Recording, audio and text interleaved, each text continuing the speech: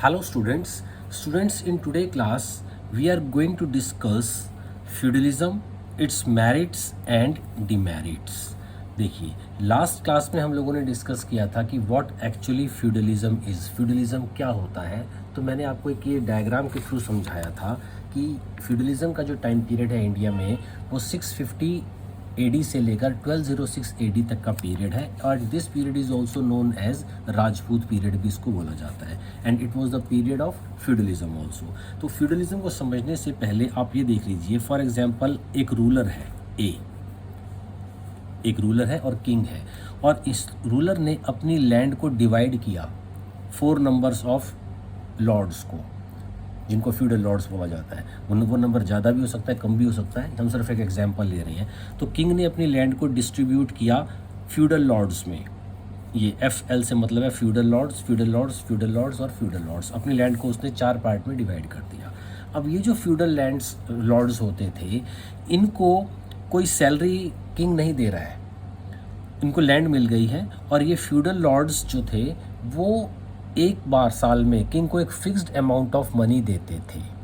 अब ये जो फ्यूडल लॉर्ड्स थे, इनको अपने यहाँ अपनी आर्मी मेंटेन करनी होती थी, लॉ एंड ऑर्डर भी ये लोग मेंटेन करते थे और इस लैंड से जो इनको रिवेन्यू कलेक्ट होता था उस रिवेन्यू से ही ये अपना administration, law and order, peace maintain करते थे, वहाँ पर अपनी मिलिट्री को मेंटेन करते थे। इनकी अपनी अपनी आर्मी भी इनके अपने पास होती थी।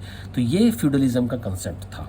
तो अब इसमें बाद में जाकर इन फ्यूडल लॉर्ड्स ने लैंड्स को सब फ्यूडल लॉर्ड्स को आगे और देना शुरू कर दिया। तो अब सब फ्यूडल लॉर्ड्स को लैंड मिली, इन्होंने भी दिया, इन्होंने भी दिया, इन्होंने भी दिया। तो इस तरह से और इन फर्दर सब फ्यूडल लॉर्ड्स ने लैंड को और आगे डिवाइड करना शुरू कर दिया। तो सबके पास अपनी अपनी आर्मी हो गई, सब अपने अपने एरिया का एडमिनिस्ट्रेशन देखते थे और अपने इमीडिएट बॉस को, जैसे फ्यूडल लॉर्ड है तो फ्यूडल लॉर्ड तो एक फिक्स्ड अमाउंट किंग को देता था ईयरली बेसिस पर, सब फ्यूडल लॉर्ड्स को देते थे और ये जो सब फ्यूडल लॉर्ड्स नीचे जो फ्यूडल लॉर्ड्स को रखते थे, ये अपने सब फ्यूडल लॉर्ड्स को देते थे अपनी एनुअल इनकम, उनको एक इनकम फिक्स हो जाती थी, वो उनको दिया करते थे। इसके बाद ये अपनी अपनी लैंड्स पर फ्री होते थे। इनिशियल स्टेजेस में किंग जब पावरफुल होते थे तो ये लैंड्स उनको हेरिडिटरी बेसिस पर नहीं दी जाती थी। किंग इनसे लैंड वापस ले भी सकता था और लैंड को दूसरे लॉर्ड्स को ट्रांसफ़र भी कर सकता था। But with the passage of time what happened कि ये फ्यूडल लॉर्ड्स और सब फ्यूडल लॉर्ड्स जो थे वो ज़्यादा पावरफुल हो गए। जब ये पावरफुल हो गए तो इन्होंने किंग, वो जो लैंड इनको दी गई थी वो इन्होंने हेरिडिटरी बेस पर अपने पास ही रखनी शुरू कर दी। तो किंग जो था इसमें वीक हो गया था। तो इसमें कुछ पॉजिटिव पॉइंट्स भी थे फ्यूडलिज्म के और कुछ नेगेटिव पॉइंट्स भी थे। उन पॉइंट्स को आज हम लोग डिस्कस करने वाले हैं। तो फ्यूडलिज्म का कंसेप्ट आप लोगों को समझ में आ गया होगा कि इसमें डिस्ट्रीब्यूशन ऑफ लैंड होता था in between the king and the feudal Lord's. Feudal Lord's further उसको आगे सब फ्यूडल लॉर्ड्स के अंदर डिवाइड कर देते थे लैंड को और सबके पास अपनी अपनी आर्मी होती थी और वो अपने इमीडिएट फ्यूडल लॉर्ड को उस आर्मी से हेल्प भी करते थे। तो इसकी जो मेरिट्स थी और जो डिमेरिट्स थी वो अभी हम आज की क्लास में डिस्कस करेंगे स्टूडेंट्स। देखिए, जो फर्स्ट मेरिट की अगर हम जहाँ तक बात करते हैं तो किंग, इसमें अभी हम लोगों ने देखा कि किंग बिकम फ्री। तो किंग लैंड देने के बाद उनको एक साल में एक पर्टिकुलर अमाउंट मिल रहा है और उसके बाद उनको उस एरियाज़ के अंदर ना मिलिट्री मेंटेन करनी है ना ही law and order, peace maintain करने की रिस्पॉन्सिबिलिटी अब किंग की नहीं है। तो किंग बिकेम फ्री हो गए थे। तो अब जब किंग फ्री हुए हैं तो उनके अंदर all 5 fingers are not equal. तो कुछ किंग ने तो बहुत फ्री होने के बाद बहुत रिस्पॉन्सिबिलिटी से कंस्ट्रक्टिव पॉजिटिव वे में वर्क किया और कुछ किंग्स जो थे including lords, feudal lords and sub feudal lords, वो उनके अंदर कुछ बुरी आदतें आ गई थी, जिसमें गैम्बलिंग हो गया, जुआ खेलना या डांसिंग हैबिट्स, वाइन, विमेन। तो वो इन सब वाइसेस में और बुराइयों में पड़ गए थे। तो इस वजह से फ्यूडलिज्म के अंदर डिमेरिट्स भी आ गई। अदरवाइज जिन रूलर्स ने फ्री होने के बाद अपने टाइम को प्रॉपरली यूटिलाइज किया है तो उसमें हमें फ्यूडलिज्म के अंदर मेरिट्स भी दिखाई देती हैं। तो जब किंग बिकेम फ्री, तो फ्री का मतलब क्या हुआ कि ना तो उनको अब रिवेन्यू कलेक्शन करना है, क्योंकि रिवेन्यू कलेक्शन का काम तो फ्यूडल लॉर्ड्स करेंगे, ना ही उनको लॉ एंड ऑर्डर मेंटेन करना है, वो भी फ्यूडल लॉर्ड्स करेंगे, और जुडिशियल और एडमिनिस्ट्रेटिव सेटअप जो है वो सब फ्यूडल लॉर्ड्स करेंगे। तो कहीं ना कहीं किंग बिकम फ्री थे। तो अब किंग जब फ्री थे तो उन्होंने उस टाइम को, उस एनर्जी को, उस मनी को कहीं ना कहीं कंस्ट्रक्टिव वर्क में भी लगाया है, जो फ्यूडलिज्म की एक मेरिट बन जाती है। सेकेंडली हम लोगों ने देखा कि किंग्स ने लैंड्स जो ग्रांट की थी, जो लैंड दी थी ब्राह्मण्स को फ्री ऑफ, उसके अंदर वो रेवेन्यू फ्री लैंड्स थी, और जब ब्राह्मण्स को जो लैंड दी गई तो उनसे एक्सपेक्ट किया गया कि वो उस लैंड को पर एजुकेशन को स्प्रेड करेंगे, एजुकेशन को की डेवलपमेंट होगी उसमें, और ऐसा हुआ भी, एजुकेशन की डेवलपमेंट हुई भी कि ब्राह्मण्स को जो लैंड डोनेट की गई, जो दी गई, तो उनसे एक्सपेक्ट किया गया कि उनकी रिस्पॉन्सिबिलिटी बनी कि वो एजुकेशन दें लोगों को, और उस एजुकेशन का हम लोगों को पॉजिटिव रिजल्ट मिलता है। जैसे एजुकेशन के जो सेंटर्स बने, जैसे नालंदा यूनिवर्सिटी, विक्रमशिला, उदांतपुरी, वल्लाभी, कांची, ये इंपॉर्टेंट सेंटर्स बन गए एजुकेशन के मेडिवल इंडिया के टाइम में बिकॉज ऑफ दिस फ्यूडलिज्म। क्योंकि अगर ब्राह्मण्स को ये लैंड ना मिलती तो वो उस लैंड के ऊपर एजुकेशन की इतनी डेवलपमेंट नहीं कर सकते थे। तो ये डेवलपमेंट जो हुई है, जो भी हम लोगों ने एरिया ना लिए, तो वहाँ पर जो डेवलपमेंट हुई, it was the positive effect और positive result of the feudalism. Secondly, growth of regional language और लिटरेचर की भी ग्रोथ हुई। किस तरह से ग्रोथ हुई है इसके अंदर? अब इसमें जैसे हम लोगों ने एजुकेशन का देखा था अभी, तो जिसमें अब हम बात करते हैं कि लैंग्वेज और लिटरेचर की जो ग्रोथ हुई है, तो it encourage regional loyalties because of the scholars. तो अब इसमें क्या देखा था हमने कि जो फ्यूडल लॉर्ड्स थे उनके पास अपना अपना पर्टिकुलर एरिया होता था, तो वो उस एरिया के लिए बहुत लॉयल हुए। अब उस एरिया के लिए जब वो लॉयल हुए तो किंग्स और फ्यूडल लॉर्ड्स में क्या हुआ कि उन्होंने अपने उस एरिया की जो पर्टिकुलर लैंग्वेज होती थी, उस एरिया की लैंग्वेज को उन्होंने सपोर्ट करना शुरू किया, और उस सपोर्ट में उन्होंने रीजनल लैंग्वेज के अंदर लिटरेचर लिखा जाने लगा, और उस जिस लैंग्वेज में लिटरेचर लिखा गया तो उस लैंग्वेज की डेवलपमेंट हुई। तो इससे ग्रोथ ऑफ रीजनल लैंग्वेजेस हुई। और जैसे किंग भोज थे, परमार रूलर जो थे किंग भोज ऑफ धार के, उन्होंने he wrote on many subjects like astronomy, medicine, grammar, religion, architecture.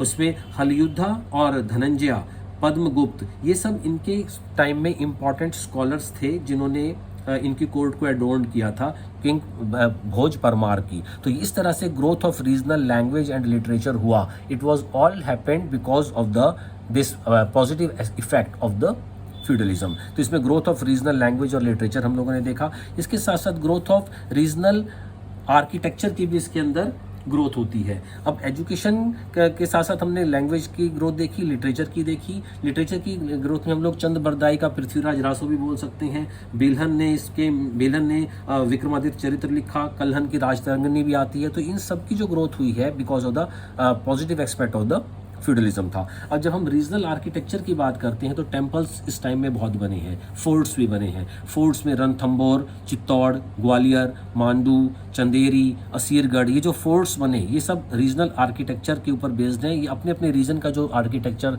हुआ करता था उस एरियाज में, तो उस आर्किटेक्चर की डेवलपमेंट हुई। टेम्पल्स बने, लॉर्ड शिव, विष्णु, जैन तीर्थंकर्स के टेम्पल बने, sun temple Konark, Jagannath temple at Puri, Khajuraho temples in Bundelkhand, Somnath temple Gujarat, Martand temple Kashmir. तो ये जो ग्रोथ हो रही थी रीजनल आर्किटेक्चर की, it was all because of the positive effect था ये कहीं ना कहीं फ्यूडलिज्म का। The kings become free, the rulers become free, and they started giving more and more time to the growth of the regional architecture also. Similarly इसी तरह से sculptures के बीच में भी ग्रोथ हुआ। जैसे पाल्स और सेनाज रूलर्स थे बंगाल के अंदर, वहाँ पर जो उन्होंने इमेज बनानी शुरू की, स्कल्पचर्स बनवाने शुरू किए, वो ब्लैक स्टोन्स के बने होते थे। और जो पॉपुलर स्टैचूज बने इसके अंदर, गॉड कृष्णा, शिवा, दुर्गा, काली, कार्तिकेय, ब्रह्मा जी, इन सब के मूर्तियां भी बनने लगी। तो स्कल्पचर्स का आर्ट डेवलप हुआ, और उसके अंदर जो जिस पर्टिकुलर एरिया में वो बन रहे थे तो वहाँ का लोकल आर्ट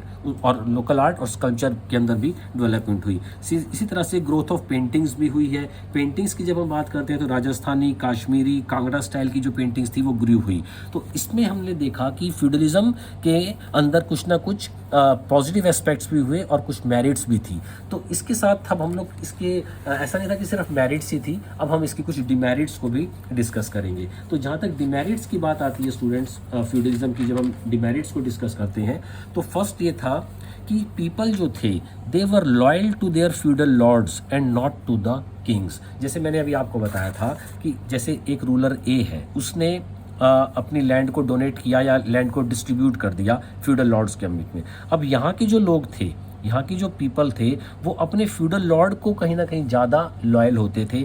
अब फ्यूडल लॉर्ड के बाद सब फ्यूडल लॉर्ड, इस एरिया के जो पीपल थे they were become more loyal to this particular sub feudal lord, not to this feudal lord. तो कहीं ना कहीं जो लॉयल्टी थी पीपल की वो अपने लॉर्ड्स और फ्यूडल लॉर्ड्स और सब फ्यूडल लॉर्ड्स के बीच में ही बंद कर रह गई थी। They were not loyal to the king, they were not loyal to the nation. तो नेशनलिटी का कंसेप्ट कहीं ना कहीं यहाँ पर हमें दिखाई नहीं देता है, क्योंकि वो एक पर्टिकुलर रीजन से बंद गए थे। तो that and they were loyal to the lords not to the king. तो कंसेप्ट ऑफ जो नेशनलिटी का जो कंसेप्ट है वो कहीं ना कहीं यहाँ पर हमें मिसिंग दिखाई देता है। तो अब इसके बाद म्यूचुअल कन्फ्लिक्शंस भी हुआ करते थे लोकल चीफ्स के अंदर। जैसे म्यूचुअल चीफ्स लोकल में मैंने बताया आप लोगों से कि ये फ्यूडल लॉर्ड्स थे और ये सब फ्यूडल लॉर्ड्स थे, तो इनके बीच में म्यूचुअल अंडरस्टैंडिंग नहीं होती थी कई बार। तो इस वजह से भी नेशनल यूनिटी का कंसेप्ट नहीं था।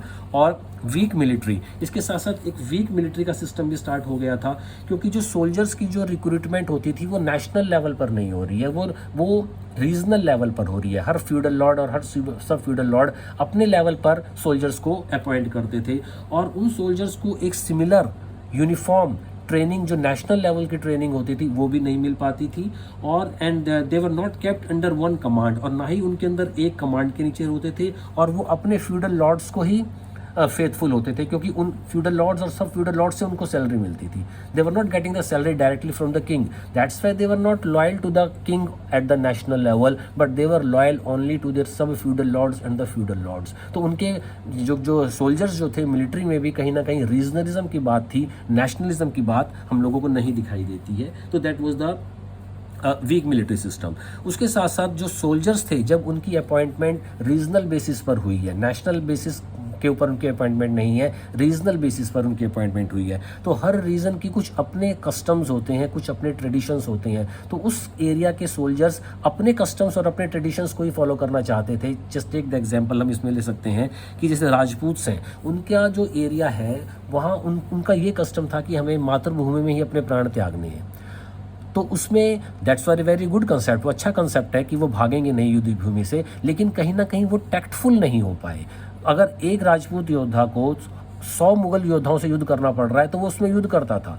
उनका ये मानना था कि योद्धा को युद्ध भूमि में ही मरना चाहिए, उसके हाथ में तलवार हो और उसकी छाती में, उसकी चेस्ट में तलवार के या तीरों के घाव होने चाहिए, कमर में नहीं होने चाहिए, हमें भागना नहीं है। लेकिन जो तुर्क्स थे उन्होंने इन चीज़ों को फॉलो नहीं किया, उनका एम सिर्फ ये होता था कि anyhow they had to win the war. लेकिन राजपूत जो थे वो कहीं ना कहीं अपनी इस स्ट्रैटेजी को अगर वो चेंज करते, अगर अपने रीजनल कस्टम्स और ट्रेडिशन से उठकर अगर वो कंट्री के बारे में सोचते, तो हो सकता है कि जो इसमें जो वॉर्स हुई बिटवीन राजपूत्स एंड द मुगल्स, इसमें मुस्लिम रूलर्स में जो वॉर्स हुई जिसमें महमूद गजनवी और मोहम्मद गौरी की वॉर्स को हम ले सकते हैं, तो उसमें राजपूत बहुत बहादुरी से लड़े, लेकिन वो कहीं ना कहीं अपने कस्टम ट्रेडिशन से बंधे रहे और उसको छोड़कर वो अगर कहीं ना कहीं तुर्क की टैक्टिक्स को फॉलो करते तो राजपूत किसी भी तरह से तुर्क से कम नहीं थे। लेकिन कहीं ना कहीं वो अपने रीजन से बंध गए, तो ये भी कहीं ना कहीं एक उनका डाउनफॉल का कॉज बनता है। That was a cause of the defeat और डाउनफॉल ऑफ द राजपूत्स ऑल्सो। तो अभी हम लोगों ने डिस्कस किया कि व्हाट वाज फ्यूडलिज्म और फ्यूडलिज्म की मेरिट्स क्या होती थी और डीमेरिट्स क्या होती थी। तो डीमेरिट्स में हम लोग ये बोल सकते हैं कि किंग जो नेशनल लेवल पर जो किंग्स थे at the time of the war, sometime they were not able to get the help of the feudal lords and sub feudal lords उनके साथ, अपनी आर्मी के साथ किंग की पूरी हेल्प नहीं करते थे, क्यों, और इस वजह से किंग जो थे वो बड़ी वॉर्स को जीत नहीं पाते थे। तो इस तरह से these were the demerits of the feudalism also. Okay students, thanks.